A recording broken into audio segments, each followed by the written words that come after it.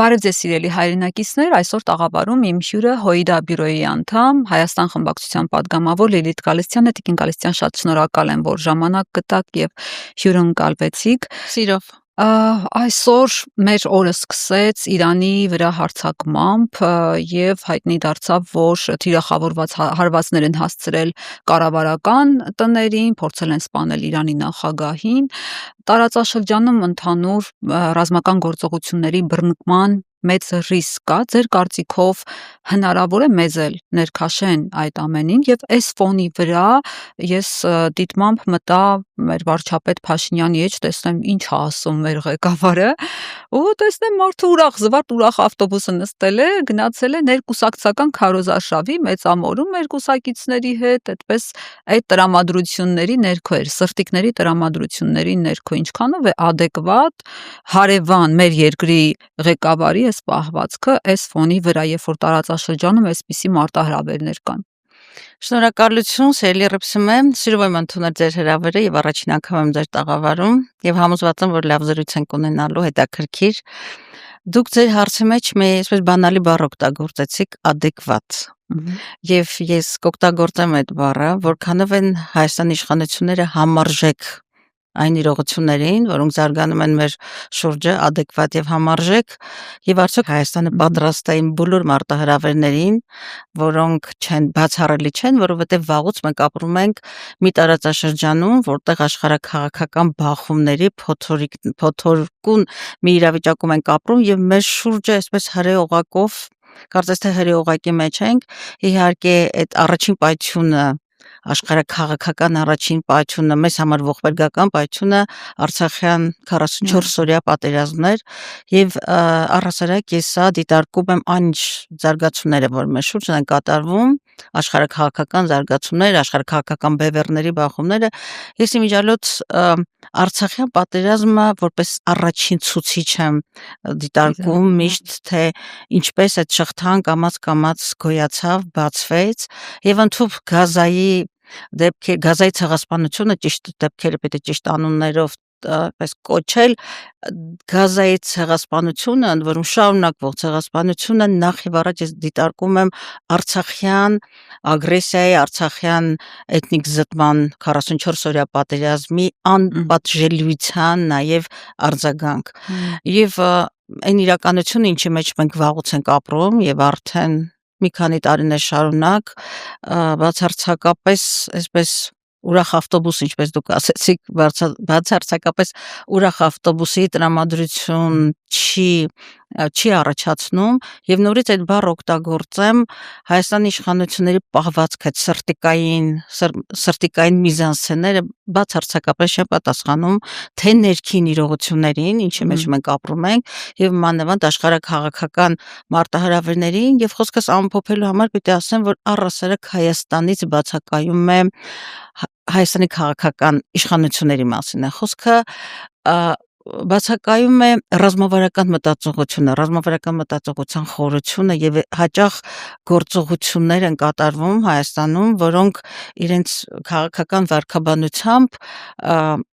տվյալ պահայի սիտուացիոն լուծումներ են, պոպուլիստական սիտուացիոն որոշումներ են, ինչպես վերջին թոշակների այդ շատ ֆելետոնային լուծումները, ես կասեի իսկապես ֆելետոնային, երբ որ ընդամենը մեկ ամիս առաջ ինչ անլուրջ պատասխան էր տալիս 10,000 դրամի ծախսելու վերաբերյալ եւ հետո իմացանք ինչ եւ այսպես բոլոր ոլորտներում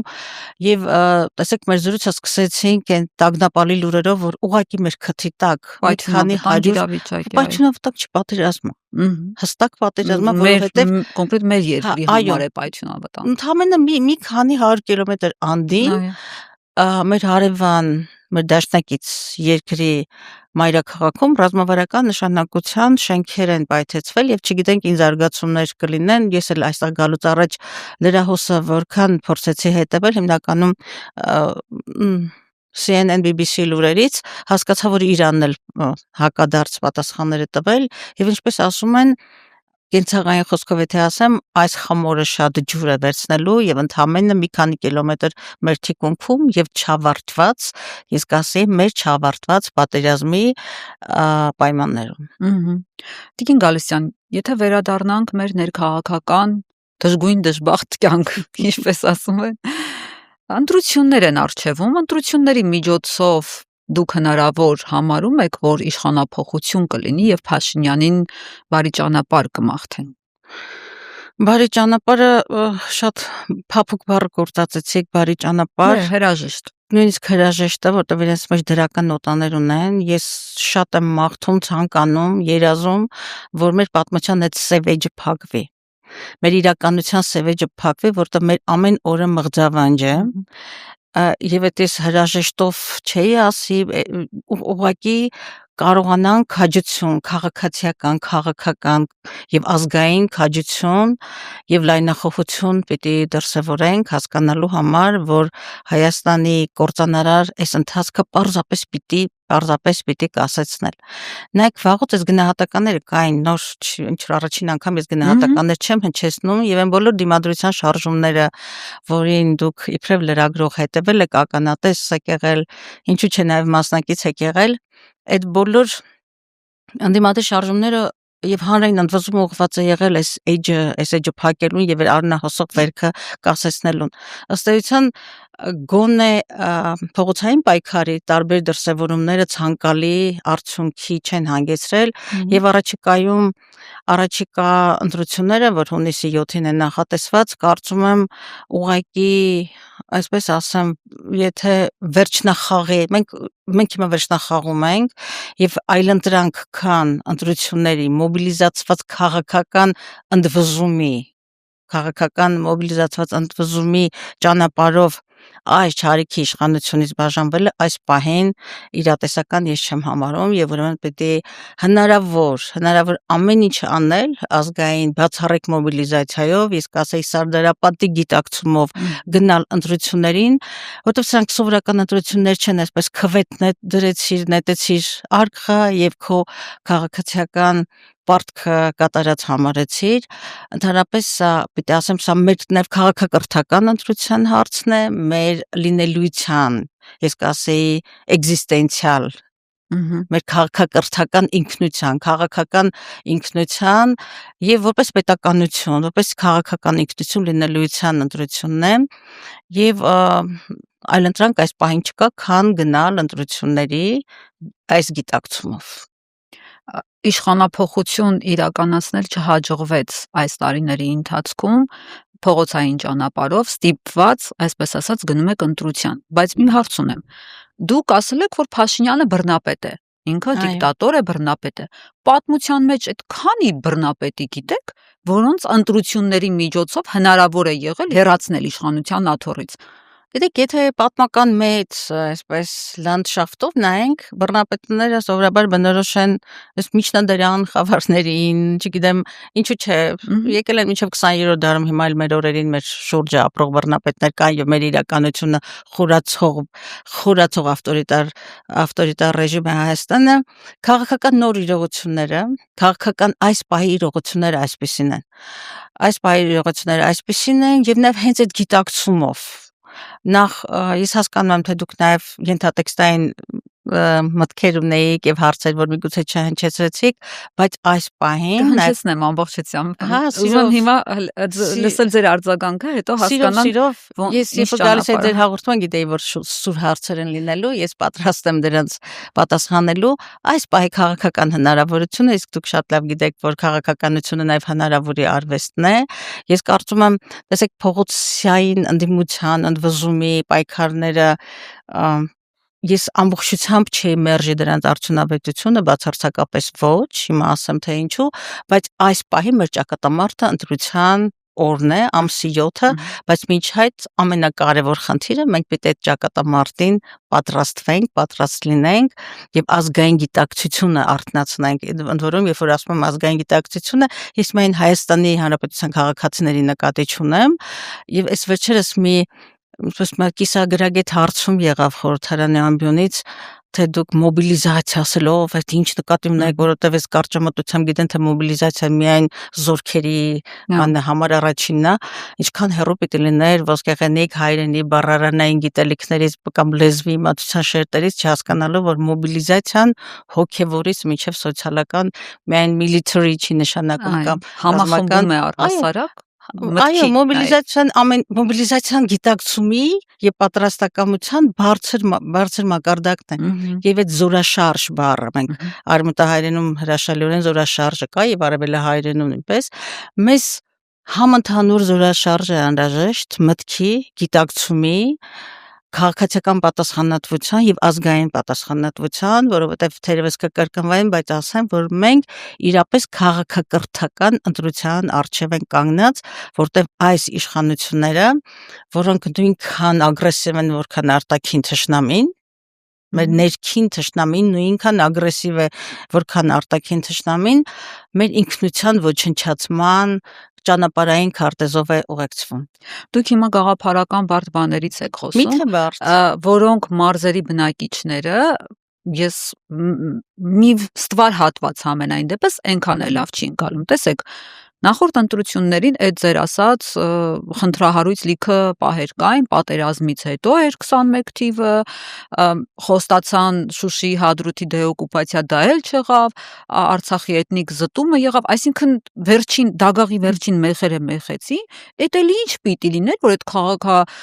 քաղաքացիական այդ գիտակցության, բարձր գիտակցության այդ բանը սենց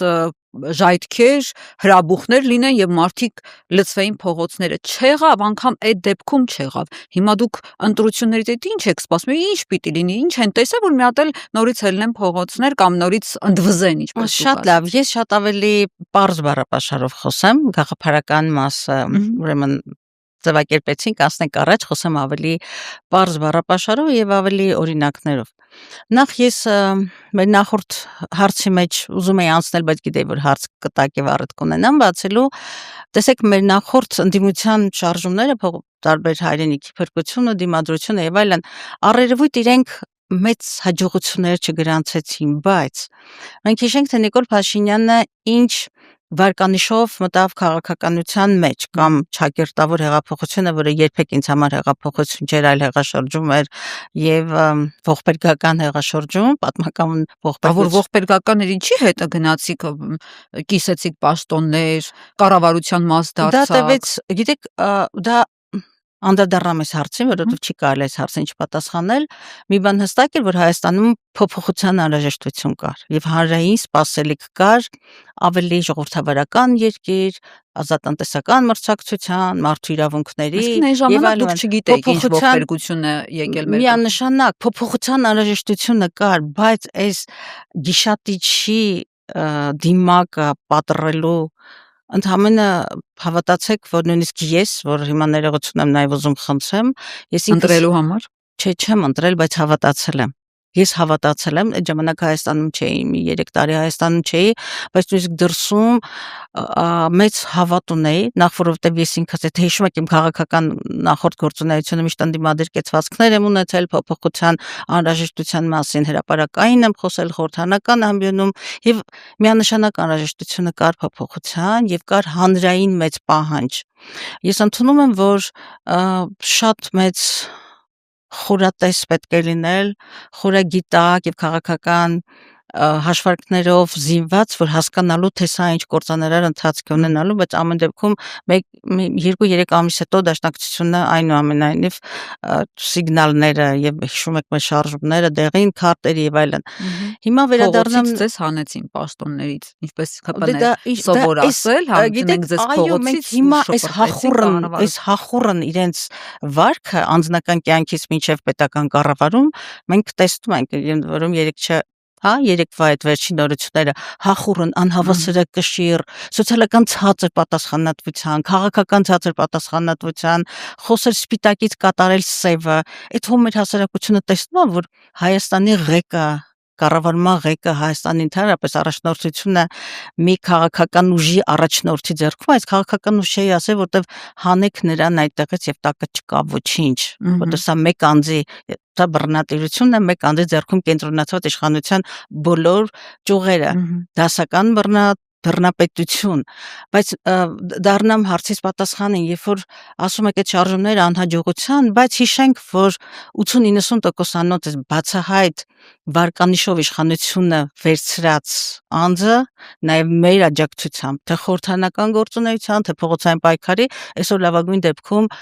նրա վարկանիշը 18%-ի սահմաններում է։ 18? Այո։ Վերջին հարցումները այդ մասին են խոսում։ Այսինքն ուզում եք ասել ձեր շարժումների արդյունքում գոնե վարկանիշը ընկել է։ Միանշանակ եւ շատերի աչքը, գիտեք, շատ մեր հանրությունը այլևս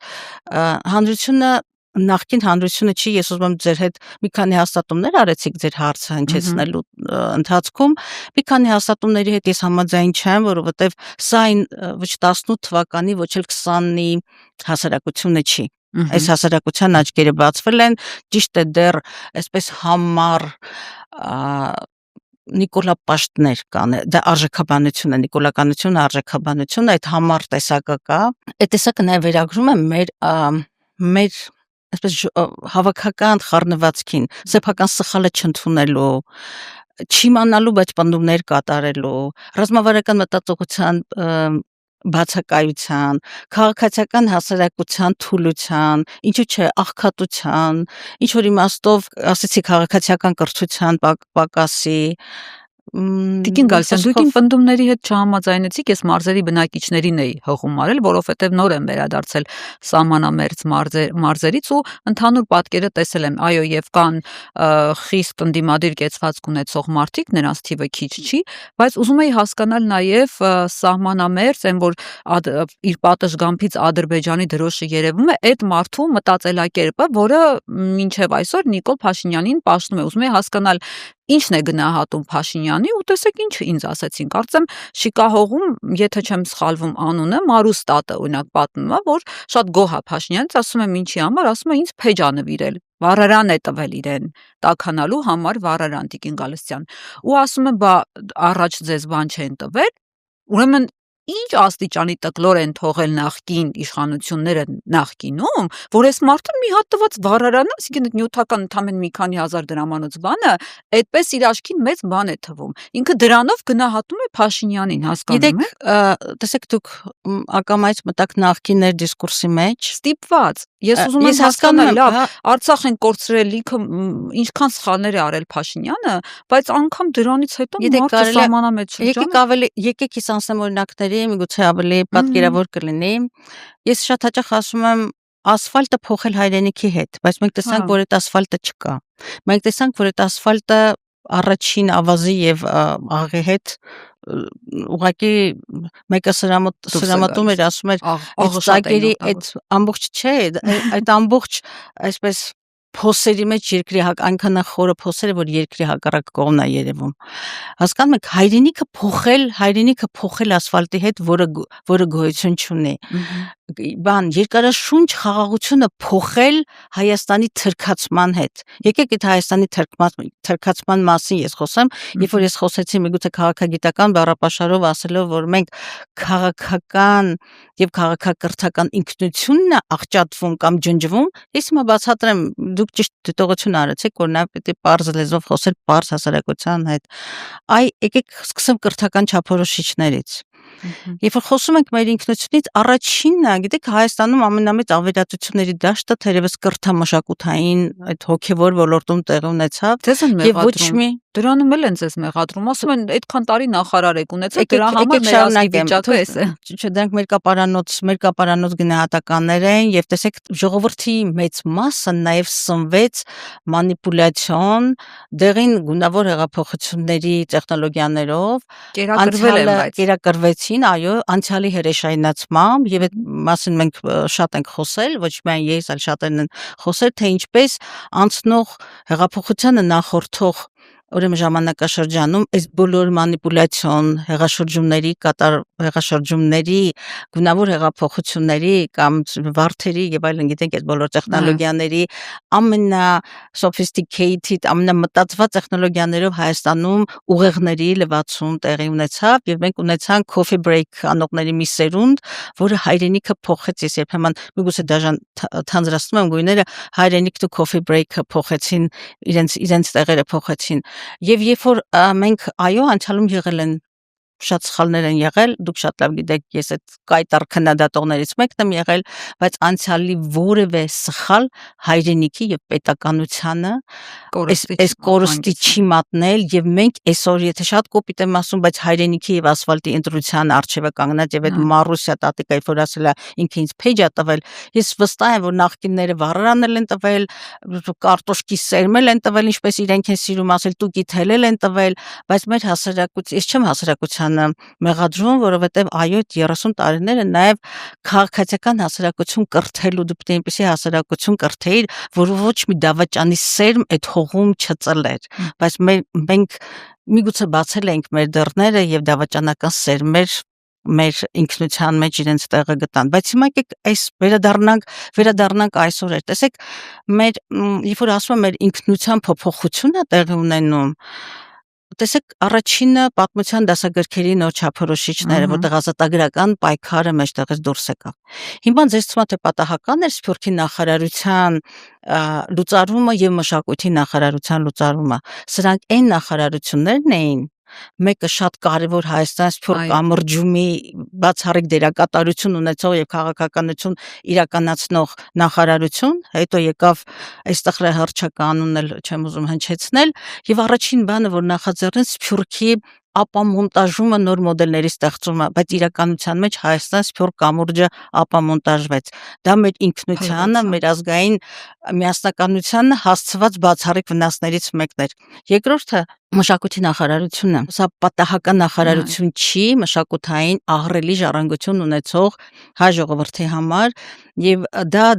ես դա դիտարկում եմ որպես դիտավորություն մեր ոգեղենականության, հոգեվոր ժառանգության պահպանության, պաշտպանության, մշակութային ազգաստեղծ ազգային պետական մտածողություն ունեցող հանրության միասնականությանը ուղղված կրթական չափորոշիչները, երբ որ պատմության դասագրքերից ազգային ազատագրական շարժումներն են սրբագրվել, երբ որ մեր պետական ազգային խորհրդանիշները, ինչպես Արարատը, եւ նոր ինքնություն են ձևավորում իրական Հայաստանի գաղափարախոսությունը իմ իջայլոց ես գաղտնիք ասեմ եւ չեմ ասի թե որտեղից ակադեմիան իրական Հայաստանի գաղափարախոսությունը եկեք ժողովրդական խոսքով ասեմ բան արել խոտանել է ուզում եմ ասեի բրակ խոտանել են հենց վերջերս որովհետեւ իրական Հայաստանի գաղափարախոսությունը Նիկոլի պատկերացած այս փուճուր Հայաստանն է իրանց սրտիկի մեջ տեղավորվող այդ բան ուղեղի, չգիտեմ ինչ ասեմ, Չարենցի ուղեղի մորմոքով էլ չի հնարավոր չէր այդ զառանցանքը մոգոնել, եթե ծանոթացել եք կայքեջում տեղավորված է այնտեղ եւ եւ Հայաստանի ինքնության թուրքացումը գնում շարունակ գալիս է մոտենամ դրան որպեսզի որ կարտոշկի սերմն ու տուկի թելն ու փեյջը այսպես ասած հայրենիքի հետ փոխող մեր հասարակությունը հասկանա ասֆալտը բետոնը հիմա նայեք մի բան ասեմ ընդհանրապես մի քանի օր առաջ տուրիզմի վարչության պետը եւ այլն հայտարարեց որ թուրքական անոնսով էլի տենց մեծ նվիրաբերական նախադասություններով թե մտ Երանավետ դեմքի արտահայտությամբ թե թուրքական ավիաուղիները մտնում են մեր շուկա եւ այլևս ուղիղ չվերցեր են իրականացնելու Միացյալ Նահանգներ հայկական սպառողական մտքի մեջ տեղավորվող են ճողոպրողների համար ինչ լավ ուղիղ կթռնենք մի քիչ էլ էժան կլինի բայց նրանք չեն հասկանում որ սա թուրքական Թուրքիայի ներկայությունն Հայաստանում դառնում է դոմինանտ ասենք թե լավ մի 20 դրամով էժան նավթ գազ չգիտեմ ավառելիքը մեր փոխեցիք մեր ավանդական մատակարարներին որոնք երբեք այդ փողով նավթի գազի փողով զենք չէին առնի որ սպանեին մեր ворցիներին բայց դուք երջանիկ եք 20 դրամով միգուցե էժան նավթ ու գազ ու չգիտեմ բենզին եք առնում եւ հարստացնում եք այն գրպանը որը ձեր ворցիների սպանության համար զենք ա գնել այս է մեր հասարակությունը դա պիտի հասկանա մեր հասարակությունը նաեւ դա պիտի հասկանա որ վերջերս եմ վերադարձել հակախորհրդարանական վեհաժողովից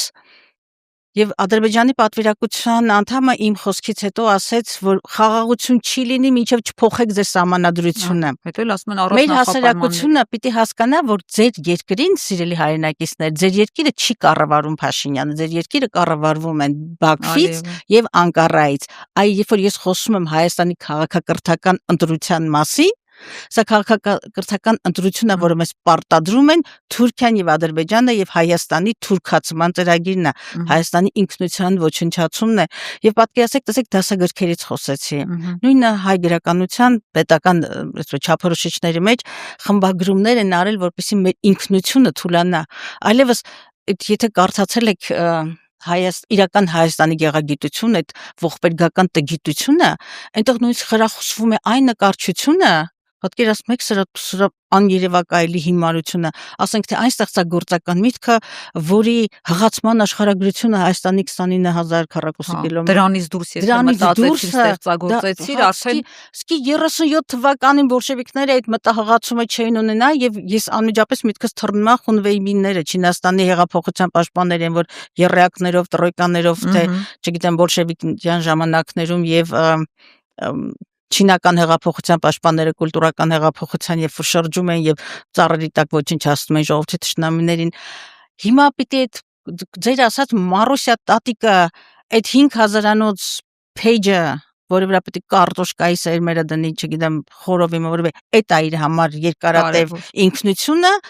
թե քո ազգային ինքնության պետականության լինել։ Ինձ որում եկեք խոսենք նաև խաղաղությունից։ Շատ են ժողովրդին փորձում վաճառել խաղաղություն։ Այդ խաղաղությունը որևէ երաշխիք իրավական կամ անվտանգային ունի։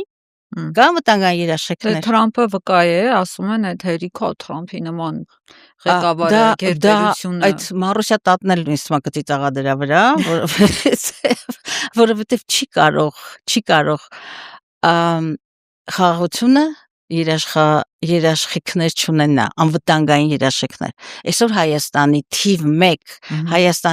1 խնդիրը, որը ոչ միայն ես այսպես աչքաչափով չեմ ասում, ես ասում եմ նաև տարբեր սոցհարցումների, վիճակագրությունների, քաղաքական վերլուծությունների արդյունքում եմ ասում, անվտանգության խնդիրն է։ Եվ այսօր նույնիսկ այն մերկապարանոց հայտարարությունները, թե մեր սահմանին զոհեր չունենք, բայց մեր բանակում զոհերային բանակում զոհեր ամեն օր ենք լսում այդ զոհերի մասին, դա խոսում է Հայաստանի, ոնց ասեմ, որ նորմատիվ բառապաշար օգտագործեմ, լավ, Հայաստանի ներքին քաոսայնության, Հայաստանի չի ուզում այդ բառը օգտագործել, ինձ դա է բնորոշը, դուք շատ դիպուկ ասեցիք, այո, Հայաստանում քաոս է, անկառավարելիություն է, եւ եթե թվում է թե այսօր սրտիկներով կարելի է երկիր կառավարել, խորապես մոլորված են, երբ որ Հայաստանի աշխարհաքաղաքական զարգացման վեկտորն է փոխվում։ Մենք ակնհայտորեն տեսնում ենք, որ այսօր պոպուլիզմը սուտը, մանիպուլյացիան, քաղաքական բանտարկյալների առատությունը, օպոնենտների բերանները խցկելը, փակելը, բանտեր լցնելը, վախի մթնոլորտը այսօր կառավարում, մեր հասարակությանը կառավարում է դա, եւ գիտեք նաեւ մի բան էլ ասեմ, այդ Մարուսյա տատիկը դարձավ խորհրդանիշ, սահմանամերձ գյուղից էր, չէ՞, ինչքան եմ հասկացա։ Ես անունը լավ չեմ հիշում, վստահ չէ որ անուն պայմանական, բայց տատեր չի կահողում պայմանական սահմանամերձ գյուղի ինչ որ մի տատիկ կամ ինչ որ մի մայրիկ։ Այսօր մի քանի մարզերում այդ ներառյալ սահմանամերձ փակվում են դպրոցներ։ Մոտ 230 դպրոցներ են փակվում։ Սրանք պարզ մենք այն կայուն հասարակությունը չենք, չգիտեմ, ասենք թե Մեծ Բրիտանիան չենք։ Էկոնոմիա են անում Տիկին Գալստյան։ Դե ասում են աշակերտների թիվը քիչ է, սենց 1-2 աշակերտի համար ինչ իմաստ ունի մի ամբողջ դպրոց ջերուցել, այդքան դուք շատ պարզ գնահատական եք տալիս, ես հասկանում եմ այդ հեգնանքը, դուք դրծում եք, որ ես բացեմ, շատ լրագրողական ժեստ է, որը ես ընկալում եմ։ Ինչի մասին է խոսքը, պատերազմող աշխարհի 4 կողմը թշնամական ակցիանի մեջ գտնող երկիրը, որը պիտի նախ եւ առաջ մտածի իր տարածքների համաչափ զարգացման մասին, որը պիտի ամուր պահի իր սահմանը։ Եվ մենք բոլորս շատ լավ գիտենք, որ համայնքներում ցավոք սրտի Հայաստանն այն երկիրն է, որի 70%-ը կենտրոնացած է այս անասֆալտ Երևանում, որ փոսաշատ, որ վախենում ես ոտքը դնես եւ չհայտնվես բանում անդունդում, այս երկրում Հայաստանում համայնքները ինչ համայնքներում դպրոցները ինչ համայնքաստեղծ կազմակերպիչ նշանակություն ունեն։ Եթե դու 230 դպրոցներ փակում ես, ընդ որում 4 մարզերում միայն Լոռի, Սյունիք, Սյունիք, Վայոց Ձոր, Շիրակ, ամենախքտ խոցելի խոցելի մարզերն են։ Եվ դու համայնքի սահմանապահ, սահմանամերձ, գյուղը նաև սահմանապահ է։ Եվ ես հիշում եմ, որ ազատագրական պատերազմի մեր ժամանակներում իմ բոլոր ընկերները միշտ մի բան էին հաստատում, որ հատկապես սահմանամերձ գյուղերի բնակիչները ամենալավ մարտիկներն էին, որտեղ իրենց մոտ հողի, տարածքի գիտակցումը շատ ավելի սրված է։ Եթե դու քո երեխային հանում ես քո սահմանամերձ դպրոցից, դու դատարկում ես գյուղը։ Նույնիսկ դու պիտի այնքան ռազմավարական մտածողություն ունենաս, դու պետական մտածողությունը այնքան իչում մեծ գիտելիքներ պետք չի դրա համար, այսինքն դպրոց է, ասենք, այո, կա նոր չես սարքելու, փողեր չես վատնելու։ Իսկ ես այդտեղ, գիտեք, ես ուզում եմ ոչ թե չարախոսել, ես այդտեղ նաև հատուկ ձեռագիր եմ տեսնում թույլատնելու մեր սահմանը։ Ճիշտ այնպես, ինչպես Հայաստանը, որը ունի չփակված պատերազմ, չփակված պատերազմող երկրում նաև կազմաքանդել բանակը, բարոյալքել մեր հարցակումը սկսվեցին բանակի եւ հերոսների հեղինակազրկումից։ Սրանք եկան թիրախավորելով մի քանի բաներ։ Հիմա առաքելական գողեր սարքեցին գեներալների։ Դրանք բոլորը շատ, ես պիտի ասեմ, սատանայի տաղանդով, բայց սատանայական չարի տաղանդով մշակված սցենարներ էին, որոնք բառեզբուն իմաստով մեզ բարոյալքեցին եւ կազմաքանդեցին, ոչ մի պատահական թիրախներ չկային, սփյուռք, բանակ, եկեղեցի, հոգևոր մշակութային դաշտ, ինչը մեզ ոգեղեն է դարձնում, ինչը ինձ կապում է այն արմատի, մեր արմատի վրա այդ որ կան, որ քիմիական նյութեր են լցնում, որ արմատը չորացնեն, դուք երևի գյուղի հետ կապ ունեք, գիտեք, կամ ինչ որ մուրախոտի պես վերաբերվեցին մեր ժողովրդին։ Եվ այս թշնամական ձեռագրով որևէ պայմանական, որևէ մայրիկ, տատիկ, մի հատ մտածեք ձեր երեխային, որ դու պիտի ուղարկեիր քո համայնքային դպրոց, որ 5 րոպե հետո պիտի լիներ տանը։ Ինչ ավտոբուսով, ինչ ճանապարհներով, միջ համայնքային ինչ ճանապարհներով, ինչ անվտանգային ճանապարհներով, երբ որ ես Սյունիքի մի շարք համայնքներում եմ եղել, այսպես ուղղակի Ադրբեջանի ծածանվող դրոշի ձայնը ուղեղը սղոցում է, այս պայմաններում դու դատարկում ես գյուղը, որովհետև քո միջնաբերդը քո դպրոցն է։ Ավելի թշնամական ձեռագիր ես այստեղ չեմ կարող կներեք, բայց չեմ կարող պատկերացնել, եւ վրթովմունքս ուղղակի սահման չունի, եւ սա ներքին թշնամու այսպես ձեռագիր է եւ հանձնառություն, եւ եթե այս ամենին, ինչի մասին ես խոսում եմ, եթե այս ամենին գումարենք նաեւ հայ եկեղեցու նկատմամբ այս ասպատակությունը, պատկերը ամբողջական է դառնում, բայց Թուրքիայի կողմից ես մի հատված էլ մոռացա ասել, Թուրքիայի կողմից Հայաստանի ասպատակության մեկ դրվագ, որը երբեք պետք չի մոռանալ, որը հրապարակայինորեն հայտարարված է, մենք Ադրբեջանի եւ Թուրքիայի հետ մտնում ենք միասնական էներգետիկ մտցնում են միասնական ռազմավարական մասով էլ արդեն, այսինքն մենք ռեսուրսները տալիս ենք, մենք ամբողջությամբ Հայաստանը տանում ենք վիլա եթացման, իսկ Թուրքիան, սիրելի հայրենակիցներ, այո, նախկինում բազմաթիվ սխալներ են եղել, բայց նախկինի հրեշայնացմամբ եւ նախկինի որևէ սխալ պետականության, պետության, ինքնության, արժանապատվության եւ պատերազմի գին չունեցել։ Գիտեք, ես չգիտեմ, երբ որ ես չեմ կարողանում հանգիստ ապրել այն գիտակցումից, որ Հայաստանի պետականության պայմաններում ես կորցրել եմ Արցախը։ Մենք կորցրեցինք Արցախը։ Ոնց եք դուք ձեր գլուխը հանգիստ դնում բարձին, երբ որ 150,000 Արցախահայությանը, հազարամյակներով այդ հողում կպած եւ հադրութում Թուրքի ոտք չէր մտել, հադրուցին այսօր Երևանի եւ չգիտեմ մարզերի փողոցներում է եւ շատերը գիտեք ինչ ծանր սոցիալական պայմանների են բախվում եւ այս ցեղասպանության մեջ այս մեր իշխանությունները, որ ասում եմ մեր ներքին վրթովմունք ունեմ, որտեվ իմը չեն, ես չեմ ընդունում, Հայաստանի իշխանությունները դերակատարությունը միթե չեք տեսնում, սիրելի հայրենակիցներ, միթե ավելի բացահայտ հայրենով չասվեց, որ ճանաչում է Ադրբեջանի տարածքային ամբողջությունը եւ ներառյալ Արցախը եւ դա կանաչ լույս է ցեղասպանի արչեւ։ Եվ ես միշտ եմ կրկնում, նորից եմ կրկնելու, որքան ուժ ունեմ եւ ինչքան կյանք եմ ունենալու չեմ մոռանալու, սա հաստատելու, որ ցեղասպանության մեջ, Արցախի էթնիկ զտման մեջ Հայաստանի իշխանությունները դերակատար են։ Եվ էներգետիկ կախվածությունը։ Ինչու ես դու երբ որ այսօր աշխարհում որևէ տեղ մոդուլային մոդուլային փոքրիկ ատոմակայանների սա այսպես տեսական ծրագիր է, կարծեմ Չինաստանը եւ Ռուսաստանը ունեն հաջողած, բայց իրենց տեխնոլոգիաներով է, բայց Հայաստանը պատրաստում է ամերիկյան տեխնոլոգիա։ Եվ մեր ատոմակայանի փակումը, ես վստահ եմ նրանք, ովքեր քաղաքականությանը մի փոքր մոտ են, կհիշեն, որ ավելի քան վերջին 20 տարիների ընթացքում բոլոր միջազգային հարթակներում մեգատե եւ այլն եւ նաեւ միջազգային կառույցների շրջանակներում Ադրբեջանը Թուրքիան թիրախավորված Հայաստանի ատոմակայանի փակման ծրագիրը քայլ առ քայլ տանում են եւ ինչպիսի բոլոր զեկույցներում միշտ բոլոր զեկույցներում միշտ եղել են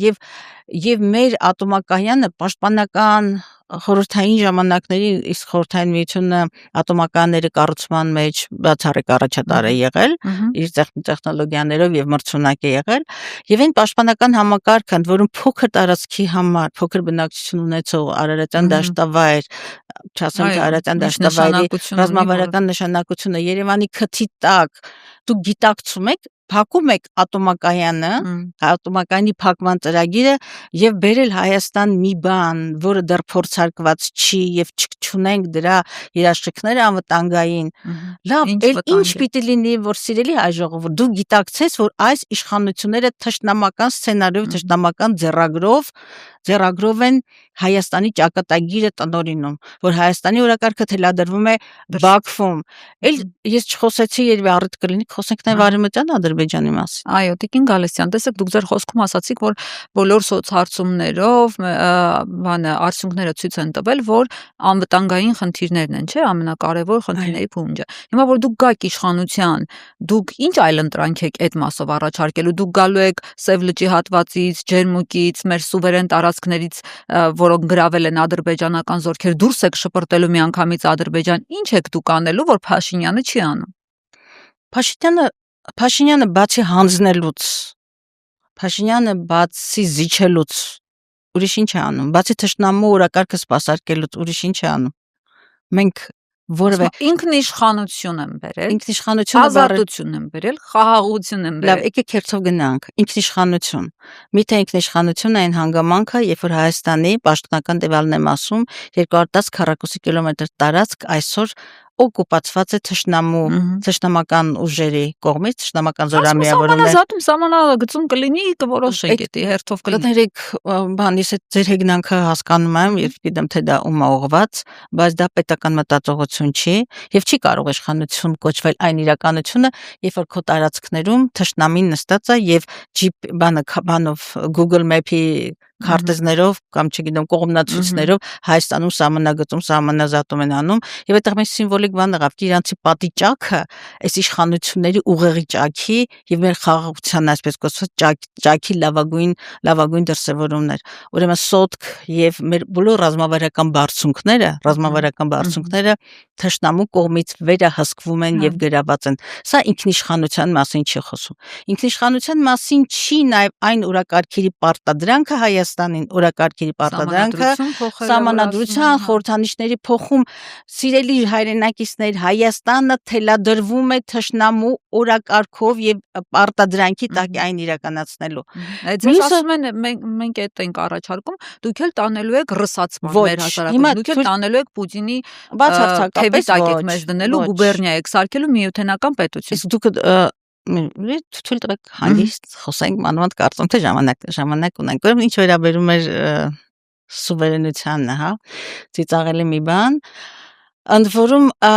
եկեք խոսենք նաև երկրորդ հանգամանքի մասին, որը կոչվում է խաղաղություն, այսպես կոչված խաղաղություն, եւ խաղաղության շուրջ ինչ որ բանակցությունները թրիփ եւ այլն։ Արդյոք հնարավոր է խոսել խաղաղության մասին, երբ որ քո հետ խոսում են ուլտիմատումով եւ այսօր Բաքվում մեր գերիները եւ Արցախի ռազմաքաղաքական ղեկավարությունը այսօր կտանքներ է ենթարկում եւ դա խաղաղության մասին չի։ Սա կապիտուլյացիայի նոր դրսևորում է եւ չի կարող քո ղեկավարը իմ չէ Հայաստանի փաստացի ղեկավարը խոսել, բանակցել խաղաղության մասին, մոռանալով Բաքվի բանտերում նախ եւ առաջ թե բոլոր գերիներին բնականաբար ագրեսոր այո դատվող եւ որոշները ցիկյանս դատապարտվեցին, Ռոբեն Վարդանյանը 20 տարով դատապարտվեց, սա նշանակում է, որ դու ընդունում ես, որ դու ագրեսոր ես։ Այս այն մարդը, որը Արցախը Հայաստանն է եւ վերջ, եւ ընդ որում ադրբեջանցիները եւ հատկապես Ալիևը մի քանի անգամ հայտարարեց, որ իրենց համբերության բաժակը լցվեց, Արցախը Հայաստանը եւ վերջ ամուս ինքը եւ զուգահեռին այդ հայտարարություններից հետո երբ որ ինքը խորհրդարանում հայտարարեց, որ նշաձող իջեցնելու պահանջ կա եւ ասում են, որ դրա փոխարեն մենք կբարձրացնենք մեր անվտանգային երաշխիքներ կձեռք բերենք 0 դատարկ խոստումներ դրա փոխարեն մենք ունեցանք ցեղասպանությունը։ Հիմա ինչ վերաբերում է Թրիփին, որը չէ, նայեք, ինձ հետաքրքրում է ձեր մասով դուք որ գաք իշխանության, լավ, շարունակեմ, ինչ այլ ընտրանք շարունակեմ, ուրեմն այս ամենը ես մի քանի փաստեր էի բերում, իհարկե շատ բերեին փաստեր, որ նաև մեկ անգամ եւս խոսել այն մասին, թե որքան կարևոր է բանակցողը, չի կարող դաժանորեն պարտվածը, իսկ Արցախի պատերազմի, սա շարքային պատերազմի կորուստ չէր, շարքային պարտություն չէր, ցեղասպանություն էր 21-րդ դարում, ճիշտ ձեռագրով ինչ դարասկզբին անցյալ ունեցել ենք, չի կարող պարտվածը լինել բանակցողը, նախ եւ առաջ բանակցողի փոփոխությունը նոր բանակցային բովանդակություն է բերում, մենք գալու ենք եւ նաեւ այդ պատերազմը պայթեց մեր գլխին Հայաստանի անհավասարակշիռ արտաքին քաղաքականության, դե ինչպես իրենց անձնական ընտանիքն անհավասարակշիռ իրական մի հայտարարությամբ քաղաքական եւ սոցիալական, իմիջիայլոց ընտանիք պիտի չկոչենք, որովհետեւ իրավական իմաստով դա ընտանիք չի, Հայաստանի ընտանեկան օրենսգիր կոդեքսով ընտանիքը պետական գրանցված եւ այլն է, բայց այդ ընտանիքի անդամները այդ գործողումների բանի ժամանակ ընտանիքի անդամներ լուրջ բաներից խոսենք, եթե պետք լինի դրան էլ կանդրադառնանք, բայց ես խոսում եմ ցածր սոցիալական քաղաքական պատասխանատվության կամ դրա բացակայության մասին, որովհետեւ Հայաստանի արտաքին քաղաքականությունը հայտնվեց արկածախնդիր անհավասարակշիռ այդ հոգի կերտվածքը, որը բոլոր դրսևորումները մենք տեսնում ենք խորհրդարանում նրա պայթյունները եւ հայհոյախոսությունը, զազրախոսությունը մենք տեսել ենք, այսպիսի մարդը չի կարող ազգային բովանդակությամբ բանակցել։ Մենք գալու ենք փոխելու բանակցողեն, մենք գալու ենք բանակցային սեղանին, մենք ոչ թե բանակցային սեղանի շուրջ, այլ ոչ թե սեղանի վրա։ Նիկոլ Փաշինյանը բանակցային սեղանի վրա դրեց Հայաստանը եւ այսօր Հայաստանից պոկում են ամեն ինչ հնարավոր է։ Մեկը ատոմակայանն է պոկում, մեկը ջերմուկի սարերն է պոկում, մեկը սոտքի հանքավայրերն է պոկում, մեկը կրթությունս է այլասերում։ Մի քանի օր առաջ կրթության կոմիտեի նախագահը անոնսում էր կրթական ծրագրեր Ստամբուլի համալսարանի կարծեմ կրթական ծրագրեր էր։ Դուք որքան մենյուն փոխելու եք սեղանի, բանակցությունների մենք չենք լինելու սեղանի վրա, որ մեզ կտրտեն ինչպես, մենք սեղանի շուրջն ենք լինելու։ Բանակցողը, որի բանակցությունների առանցքում Հայաստանի կենսական շահերն են լինելու, կենսական շահերը։ Ես չեմ կարող համաձայնել այն բանի հետ, որ ես ինչ սովերենության մասին է խոսքը, երբ որ Սյունիքի ամենառազմավարական Սյունիքի համար է եղել մեր պատմականորեն Հայաստանի բոլոր ճակատամարտերը, պայքարները, Նժդեհի ականջականչի, երբ որ ռազմավարական նշանակության Սյունիքի միջանցքը ինչքան է խուսափեցին այդ ստախոսներ ասելով, ինչ միջանց չկա, միջանցքային եւ այլն, միջազգային բոլոր ամբողջ բառապաշարը միջանցքի մասին է եւ նաեւ մենք արդեն ակնհայտ է թե այդ միջանցքի կառավարումը բացարձակապես ինչքան կապ ունի Հայաստանի հետ։ Մենք Բայց նոյեմբերի 9-ի փաստաթղթով Պուտինենք ցույց էին տալիս, որ կարիդոր բառն է այդ նույն միջանցքն է, Փաշինյանը մեծ աղմուկ էր դրանից բարձրացրել, ես այդ չեմ բանակցել, այդ չէ։ Ես իրենց առաջին անգամը չի որ մենք ապացուցվում ենք, որ նրանք ստախոս են, մանիպուլյանտ են, սադրիչ են, անհավասարակշիռ եւ չունեն ռազմավարական խորքային պետական ազգային մտածողություն։ Մենք գալու ենք ոչ թե պատերազմ բերելու, ես ուզում եմ հստակ ասել, մեր քաղաքական ուժը եւ դաշնակցությունը մենք կողմ ենք խաղաղության, բայց այդ խաղաղությունը պիտի լինի Հայաստանի կենսական շահերի հաշվին, կենսական շահերի հաշվին եւ ոչ Հայաստանի թրքացման եւ անդադար զիջումների ճանապարհով տեսեք էներգետիկ անվտանգությունը մենակ ռազմականը չի հայ ժողովրդի կամ պարզ հասարակության ընկալումներում անվտանգությունը միանգամից պատերազմն է անվտանգությունը իր բոլոր բաղադրիչներով հոգևոր անվտանգություն մշակութային անվտանգություն, էներգետիկ անվտանգություն, տրանսպորտային անվտանգություն, այսօր մարդիկ ինչու են խուսափում իջնել Գորիս, Կապան եւ այլն, ճանապարհի մի հատված բարից բուն իմաստով ադրբեջանական վերահսկողության ներքո է, վաղը թուրքական ավիաուղիներն են մտնելու, գիտեք, մենք դեմ չենք տնտեսական ազատ հարաբերություններին, բայց նույնիսկ այդ տնտեսական հարաբերությունները երբեք չպիտի լինեն քո տնտեսական ինքնության, քո քաղաքական ինքնության, քո հոգևոր ինքնության, քո մշակութային ինքնության Հիմա ինչ կարդում ես իրենց 4-րդ Հայաստանի գեղագիտությունը, ես պիտի Թորոս Ռոսլինին մոռանամ, որովհետև Թորոս Ռոսլինի տարածքը, ասենք թե Կիլիկյան թագավորություն եւ այլն, այսինքն ինչ կամ Նարեկավանքը մոռանամ, Գրիգոր Նարեկացին, որտեղ ճգնում էր եւ Մատյան ողբերգության ներգրում, թե Կոմիտասի ծննդավայրը պիտի մոռանամ։ Թե պիտի ես, չգիտեմ, իմ բանահյուսությունը Սասնա Ծռերեպոսը մոռանամ, թե Տարոնի Հացեկած գյուղը, որտեղ Մաշտոցը հայոց այբուբենն է ստեղծել։ Եվ Մաշտոցը հիշեցի, մտածել եք ինչու առաջին դասարանի դասագրքում Մաշտոցը չկար։ Ինչու են парքի սենյակները, ինչքան էլ ճամարտակություն անեն, բան մեր ձեռքին որը շրջաբերականները, ինչ է ընկել, ճամարտակություններ են անում, թե նորոգում էին պատերին ծակ պիտի չլիներ, բայց մեր հերոսականությունը ջնջել, մեր արմատը ջնջել, Հայաստանը օկուպացված է նաև այսօր ներքին թշնամու կողմից, որը ՀՀ իշխանություններ անունն է կրում։ Եվ մենք գալու ենք ոչ թե բերելու պատերազմ, բացարձակապես ոչ։ Մենք փոխում ենք բանակցողին, նոր բովանդակություն ենք հաղորդում։ Մենք արտաքին դիվանագիտական հարաբերություններում բերում ենք հավասարակշռվածությունը։ Հայաստանի նման փոքր երկրները, բայց այնուամենայնիվ ինչքան էլ ազգը ինչ ասեմ, մենք նահանջներ ենք արձանագրում, մտավոր, բարոյական, ինչու՞ չէ, արժեքային դեգրադացիա, բայց մենք ռեսուրս ունենք մաքրվելու, մենք ռեսուրս ունենք վերընձյուղվելու եւ մենք պիտի որդեգրենք փոքր եւ խելոք ժողովուրդների եւ ազգերի եւ պետությունների մոդելը հավասարակշռված, հավասարակշռված արտաքին քաղաքականություններ։ Հիմա բոլոր ձվերը դրել են մի զամբյուղի մեջ, ինչ որ թե խափում են թե այն էլ Հայաստանի սպառողական սկզբում հասարակությանն են փչացրել արժեհամակարգով եւ մեր եվրոպական վեկտորը շատերի ուղեղում Շենգենի վիզան է, հասկանում եք, մի պահ հայրենիք ասֆալտ վիզայի կգնանք բան ինչ որ մի հատված հայրենիք ասֆալտի հետ փոխեց, որը չկա, որը ցեխաջրերն են, ցեխափոսերը վախենում ես ոդկա դնես եւ հայտնվես երկրակեղևի մեջ, մյուսն էլ Շենգեն վիզան է, գինը թե Եվրամիությունը դռները բացեց։ Տեսեք թե ինչ կատարվեց Վրաստանի հետ եւ ինչ է շարունակում կատարվել Վրաստանի հետ։ Բոլոր ձվերը մի զամբյուղում դնել եւ չունենալ երաշխիքներ։ Տիկին Գալստյան, ես հիշում եմ, որ Անվտանգության խորհրդի քարտուղարը ասում էր, այ ձեր իշխանությունը բոլոր ձվերը դրել էր Պուտինի զամբյուղի մեջ, բացարձակապես ռուսականներ ամեն ինչ տանում եք ամեն ինչ։ Մենք միսկո գիտեք ինչ ժողովրդից շարունակ մոլորեցնել չի կարելի։ Մենք ունենք Եվրոասոցիացիան համաձայնագիրը, սեպայի համաձայնագիրը, որը ձախողել են սրանք, որի անդադ վաճառեցին, թե նոր համաձայնագիր են կնքում, բայց դեռ նախկիններն էին դա ստորագրել իրենց բոլոր 10 ուղղություններով, բայց մյուս կողմից էլ ԵԱՏՄ տնտեսական ուրեմն միության տնտեսական Եվրասիական տնտեսական միության անդամ էր Հայաստանը, որը Հայաստանի համար տնտեսական աննախադեպ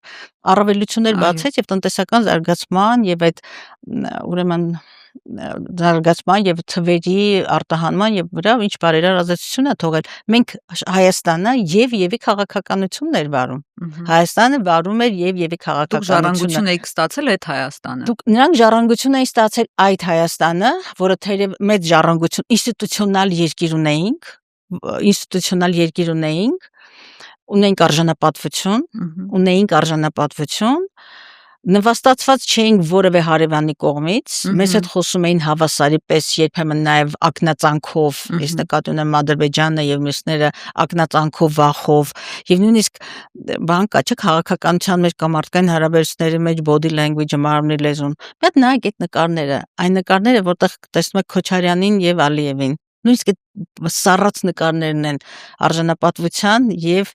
պարտվածի այդ պատկերը։ Իսկ նայեք Նիկոլ Փաշինյանի միջազգային տարբեր միջավայրում Վենսը եկավ ինքան ինձ ծալապատիկ խղճացել, փոքրացել, չգիտեմ, ասես մի հատ բան, կիսա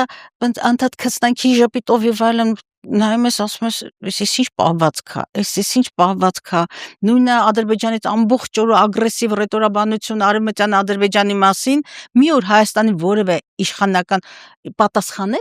պատասխանեցին արևմտյան Ադրբեջանի խոսույթին պատասխան կա։ Ներքին լսարանի համար է ասում, հա։ Ոչ, նույնիսկ բան այն հասարակական դուք էլ ձեր ներքին լսարանի համար մի երկու նման բան ասեք գնալու են Բաքվում չայ խմենք, ասեք։ Ռուբսիմե ջան, երբ որ ուրեմն այն կինը, որը հեզասա բաժանվեց մի քանի տարի առաջ Բաքվում Շուշիում թեյ խմելու մուղամ լսելու բանման մենյուներ էր առաջարկում, այս պահին երբ որ Ադրբեջանը շարունակ առաջին դեմքերի բառապաշարով խոսում է Ադրբեջանի մասին։ Երբ որ Ադրբեջանի համերգասրահներում Երևանի հիմն են կատարում իրենց կամերային վագախմբով, հասկանում եք, Երևանի։ Երբ որ այնտեղ Սևանը իրենց բառապաշարով են, չեմ ուզում հրապարակայնորեն ասել, կոչում եւ սկսեցին արդարացնել, ինքան advokatություն են, փաստաբանություն են անում Ալիևին, երբ որ ասում են դա հասարակական կազմակերպություն է, դա էական չի, այն դեպքում երբ որ այդ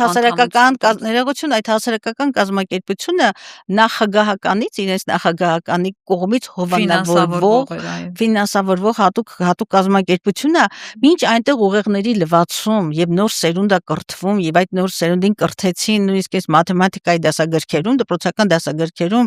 բոլոր ագրեսորի, զավթիչի, ոչ քաղաքակրթի կերպարը հայ մարդու կերպարով էր, նույնիսկ մաթեմատիկայի խնդիրներում, հասկանում եք, իրենց դասագրքերով, իսկ մեզանից մեր բանակը լափաման կոդով ավիրեցին ամեն ինչ, լափաման կոդով ավիրեցին այդ վիճակները, հա, ավիրվեց մեր հոգևոր դաշտը, հերոսականացումը, գիտեք, եթե երեխան պայքարողները դարձան պիցայակեր, մեր հերոսամարտի մասնակիցները դարձան, չգիտեմ, ինչ դարձան, տուշոնկ այվ սևացրեցին, մենք, ես օգտագործեմ Հրանտ Մաթևոսյանի բառապաշարը, մեր ուրացումը դարձավ հայրասպանության, մենք ներքին ուրացման ընթացք ենք ապրում, մեր ուրացումը այնքան խիտ է, որ հայրասպանության վերածվեց, մենք սկսեցինք մերժել, որ ասում եմ մենք շատերը այդտեղ չեն, բայց համատարածորեն ձեռագիրը, թշնամու ձեռագիրը, մեր ներքին թշնամու ձեռագիրը սպասարկեց Թուրքի օրակարգը, մենք ուրացանք հայրասպանության։ Տիկին Գալստյան, դուք խոսեցիք Աննա Հակոբյանից, այսպես շտրիխով, հա, հպանցիկ խոսեցիք Աննա Հակոբյանի այդ վերջին հրաժեշտի տեսանյութից, որ բաժանվում է Նիկոլ Փաշինյանից, այսպես շատերը սպասում են, թե մենք երբ ենք բաժանվելու Նիկոլ Փաշինյանից, առհասարակ դուք այդ տեսանյութը երբ որ դիտեցիք, դրա տակ քաղաքական առումով վտանգ տեսակ, այսինքն որովհետև շատ են մեկնաբանություններ, շատերը ասում են, որ սա գույժ է, իրականում սա նշանակում է, որ ՔՊ պլան B ունի, պլան G ունի, ինչ որ ընտրությունների հետ է կապված այս իրենց բաժանություն, դուք այդ տեսանյութի տակ զուտ շորերը հավաքող եւ տունը լքող կնոջ տեսակ, թե այլ բան տեսակ։ Գիտեք, ինքը դա սովորական ընտանիք չի, որ ես ինձ թույլ չտամ չմտնել եւ ասեմ չմտնեմ ուրիշների ընտանիք։ Ես չեմ ուզում մտնել, իսկապես ինձ տղաճ է, մանավանդ կնոջ առումով եւ այլն, ինձ շատ տղաճ է, բայց դա սովորական ընտանիք չի։ Եվ Աննան հակառակ, որ իրենք չունեին պաշտոնական, ընտանիք չէր ընտանեկան օրենսգրքով, ընտանիքի չափանիշներ կա, ես նույնիսկ խորհրդարանում զուգընկերը օգտագործեցի, եթե հիշում եք մի անգամ մի ընդվզում առաջացավ, բայց դա մի հատ ամենաճիշտ, ամենաքաղաքակիր ձևակերպումն էր, բայց ես չեմ կարող դատողություններ չանել, որովհետև վաղուց դա սովորական շարքային ընտանիք չի, այլ մի զույգ էր, այսպես ասեմ, մի զույգ էր, որի ձեռքին Հայաստանի ղեկավարման ղեկներ եւ այդ կինը ինքը նաև հանրությանը կրթելու, արժեհամակարգ պարտադրելու լուրջ, ես ասեմ, արժեհամակարգ, բայց ես ավելի ծանր բառեր օգտագործեմ, ուղեղի լվացում էր իրականացնում, ուղեղների լվացում էր իրականացում պետական միջոցներով նաև, որ իրավունքը չուներ։ Երբեմն այս առաջին շարքերում կամ դահլիճում տեսնում էի ճակերտավոր մշակույթի գործիչների եւ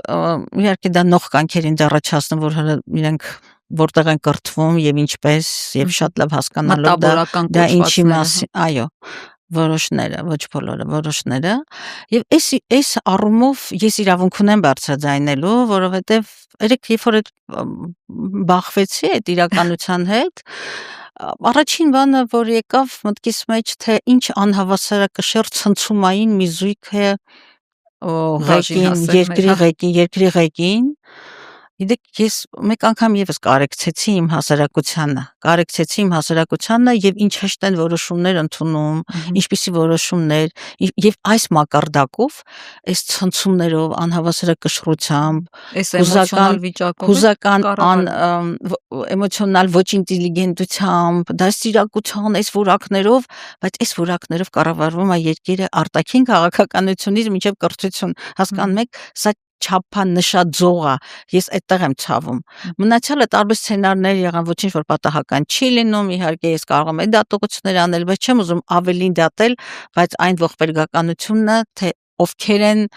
ովքեր են տերերդ Հայաստան։ Այս ընտանեկան դրամային դուք հավատացիք դիտելուց։ Գիտեք, նախ պիտի որպես ընտանիք վերաբերվես, որ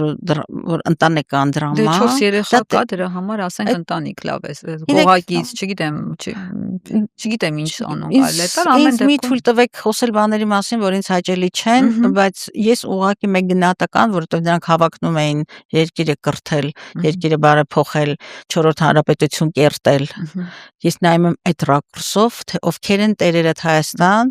եւ ինչ արժեքային համակարգ, ինչ գոյություն չունեցող նշաձողով է կառավարվում Հայաստանը։ Տիկին Գասյան, ինձ այդ տեսանյութում ուրիշ պահ հուզեց, երբ որ Աննա Հակոբյանն ասաց, որ ինքը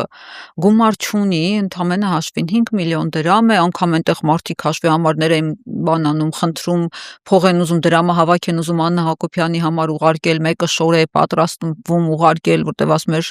ես շորերի խնդիր եմ ունեցել, դրա համար միջոցներ չեն նախատեսվել, իր հագու կապը դրանով էր բացատրում, երբեմն որոնք քննադատության մեծ ալիք էին բարձրացրել, բայց բացում եմ Աննա Հակոբյանի հայտարարագրած եկամուտները տեսնում եմ,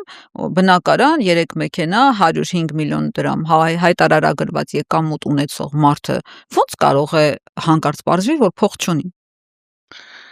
Ինձ համար շատ տհաճ թեմա է, ես չեմ դատում, ուղղակի անկեղծորեն տհաճ է, չեմ ուզում խորանալ, եթե Հայաստանում կա իրավական համակարգ, թող նրանք զբաղվեն, որոշեն, պարզեն ինչ եղավ, ուղղակի ինձ համար նողկալի թեմա է, խնդրում եմ ինձ շրջանցեք այս թեման, ես միայն պետական մարդու, պետությունը պաշտող մարդու հայացքով եմ նայում եւ անհունացավս թե ովքեր են չափանիշներ թելադրում մեր հասարակությանը եւ արժեքներ։ Մնացյալը թող գնահատի հասարակությունը եւ իրավապահ համակարգ։ Տիկին Գալստյան, նույն Աննա Հակոբյանը, որը տգետ, ոչիլ, ղզիկ, այս բառապաշարով էր հանրության ներկայացուցիչներին դիմում, հանկարծ իր բաժանման տեսանյութում ապրումակցում էր աղերսում մարդկանց, ասում էր ես ինձ փողոցում հաճախ կտեսնեք, խնդրում էր ապրումակցում։ Փողոցում Աննա Հակոբյանին տեսնելիս կլինի ձեր կարծիքով այդ ապրումակցումը հաշվի առնելով, թե եւ այդ բառապաշարը եւ իր կողմից որոշ սայթափումներ։ Ես, գիտեք, այդ բոլոր գնահատականների մեջ ինձ գիտեք ինչն էր շատ ցավեցրել, առաջին նախագահային տրված նրա գնահատականները Լևոն Տեր-Պետրոսյանին։ Անկախ նրանից ես երբեք նրա քաղաքական թիմից չեմ եղել, քննադատել եմ այդ քաղաքական թիմին, բայց ինքը Հայաստանի համար նշանային մարդ է, առաջնորդ, պետական գործիչ եւ շարունակում է լինել հիմնադիր նախագահ եւ այդ բառապաշարով խոսել, այլ տարիքի մասին էլ չեմ խոսում, վաստակի տարիքի։ Գիտեք, դրան այլևս անդինը չկա։ Իսկ որ մեր հասարակության մեջ կան, ցավոք սրտի կային տեսակը կա, որը կշարունակի ապրումակից լինել։ Աստված իրենց հետ, բայց իմ հայացքը շատ ավելի հեռուն է իրապես այս պահին, ինչպես անել ունենալ այնպիսի Հայաստան, որի ղեկին երբեք այդ ցածր նշաձողը արժեքային համակարգը, բարոյական, մարդկային, քաղաքական, սոցիալական արժեքները ինչու՞ չէ նաև կրթական անդասիարակությունը, այսպես ասած։ այդ որակներն ունեցող մարդիկ չհայտնվեն Հայաստան ղեկին եւ որպես քաղաքական մարդ նորից գնում եմ հունիսի 7-ը եւ ասում եմ իմ հասարակությանը, մեր ժողովրդին դիմելով ասում եմ, որ ամսի 7-ին ընտրություններին վերաբերել Սարդարապետի գիտակցումով, որովհետև մենք իսկապես ոչ միայն հայրենիքի պետականության մեզանից յուրաքանչյուրի ճակատագիրն ենք որոշելու եւ ընտրելու։ Ես գիտեմ, որ կա հիասթափություն եւ կա ընդհանրապես տոտալ անվստահության ճգնաժամ կա։ Ես դա ընդունում եմ։ Անվստահության ճգնաժամը, եթե խորանանք, պիտի բացահայտենք, թե այդ անվստահության ճգնաժամը որտեղից է սնվում, որոնք են պատճառները, միգուցե ժամանակ չունենք, եթե ունենք կարող ենք նաև այդ մասին խոսել, բայց ամենակարևորը այն մարդիկ, ովքեր ասում են ինձ չի հետաքրքրում, չեմ գնալու ընտրությանը, մարդիկ կան, որ զզվում ենք բոլորից էլ հավասարապես նաև այդ տեսակետը չկա, ոչ մեկին չեք հավատում, դե ավելի քաղաքակրթական ձևակերպումս տոտալ անվստահության ճգնաժամն է կամ բոյկոտը։ Ես ուզում եմ, որ հասկանան, որ այնուամենայնիվ ընտրություն կա, գնալով ընդդիմադիր դաշտը բյուրեղանում է, խոշորանում է, բյուրեղանում է եւ ընդդիմադիր դաշտի կոնսոլիդացիայի արդեն ուրվագիծը երևում է եւ սիրելի հայրենակիցներ դուք ունեք ընտրության հնարավորություն, եթե այս կամ այն քաղաքական ուժին չեք նախընտրում, ընդդիմադիր դաշտի մասին եմ ես խոսում, դուք կունենաք ընտրության հնարավորություն։ Ես ուրախ եմ, որ գոնե ընդդիմադիր դաշտում որոշակի կոնսոլիդացիայի ընթացքին ենք ականատես լինում եւ ընտրության չգնալը նշանակում է նպաստել Հայաստանի չլինելուն, Հայաստանի թրքացմանը, մեր քաղաքակրթական ինքնության վերացմանը։ Դուք ինձ ասում եք, որ դժվար բառերով եմ խոսում, բայց մասնագիտական է եւ նաեւ դե քաղաքագետ այլ բառով չեք կարող։ Լևոն Տեր-Պետրոսյանը ասում էր, որ ընդդիմությանը կարող է համախմբել Սամվել Կարապետյանը եւ կոչ էր անում համախմբել նրա շուրջ, համաձայն եք նրա հետ եւ ինչ կասեք այս մասին։ Գիտեք, ես կարծես թե համարյա թե հարցին անդրադարձա, այդ կոչը դրական է վերաբերում այդ կոչին, որովհետև ի վերջո քաղաքական առաջնորդ քիչ առաջ էինք ասում հիմնադրի նախագահ եւ այլն կիսում եմ այդ գիտակցումը, որ ընդդիմադիր դաշտի կոնսոլիդացիայի անհրաժեշտության մասին են նախ եւ առաջ խոսում եւ եթե ինչ որ քաղաքական ուժեր Սամվել Կարապետյանի քաղաքական ուժի շուրջ կտեսնեն իրենց իրացումը միայն դրական են գնահատում